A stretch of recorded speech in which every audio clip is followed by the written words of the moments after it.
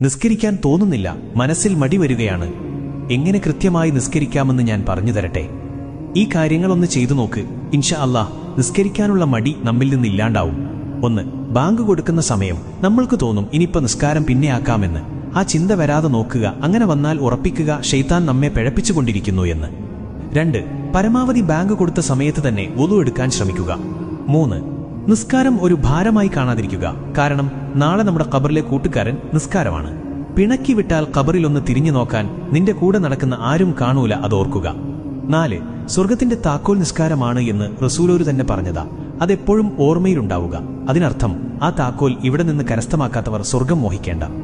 5. കുറച്ചു കഴിഞ്ഞു നിസ്കരിക്കാം എന്ന് തോന്നുന്ന സമയം. ഖബർ, മഹ്ശറ, വിചാരണ ദിവസം, സിറാത്ത്, നരകം, ഈ സ്ഥലത്തൊക്കെ നമ്മൾ ഒറ്റക്കാണ് എന്ന ബോധം എപ്പോഴും മനസ്സിലുണ്ടാവുക. 6. പിന്നൊന്ന് ഉറപ്പിക്കുക, നിസ്കാരം ഉപേക്ഷിച്ചാൽ ഈമാൻ കിട്ടി മരിക്കൂല, ഈമാൻ കിട്ടാതെ മരിച്ചാൽ നരകം ഉറപ്പിക്കാം, റബ്ബ് കാത്തുരക്ഷിക്കട്ടെ, ആമീൻ. 7. എപ്പോഴും ഓർമ്മയിലുണ്ടാവുക, ഈ വഖത്ത് ഒഴിവാക്കിയാൽ ഒരുപക്ഷെ അടുത്ത വഖത്ത് ഒഴിവാക്കാൻ നീ ഉണ്ടാവില്ല എന്ന്. നിസ്കാരം ഒഴിവാക്കുന്നവർക്ക് ആയുസ് കുറയും, ദാഹിച്ചു മരിക്കും, ഖബറിൽ തീ നിറക്കപ്പെടും, സ്വർഗത്തിന്റെ വാസന പോലും കിട്ടില്ല. 8.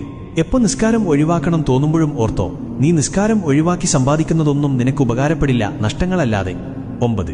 റബ്ബിനോട് ഇടക്ക് ദുആ ചെയ്യുക, മനസ്സ് നന്നാക്കി തരാനും നിസ്കാരത്തിൽ കൂടുതൽ ശ്രദ്ധ കിട്ടാനും. 10. ആയത്തുൽ കുർസി ഓതുക.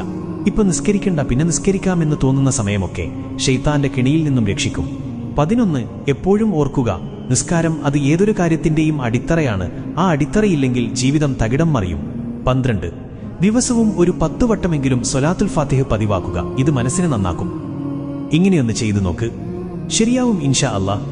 മറ്റുള്ളവർക്കും ഇത് അയച്ചു കൊടുക്കണേ ഹബീബേ. ചിലപ്പോൾ നിങ്ങൾ കാരണം അവരും നന്നായാലോ, നിങ്ങൾക്കും അതിന്റെ പ്രതിഫലം കിട്ടില്ലേ? അല്ലാഹു നമ്മുടെ അമലുകളെല്ലാം സ്വീകരിക്കട്ടെ, ആമീൻ യാ റബ്ബൽ ആലമീൻ. അസ്സലാമു അലൈക്കും വറഹ്മത്തുള്ളാഹി വബറകാതുഹു.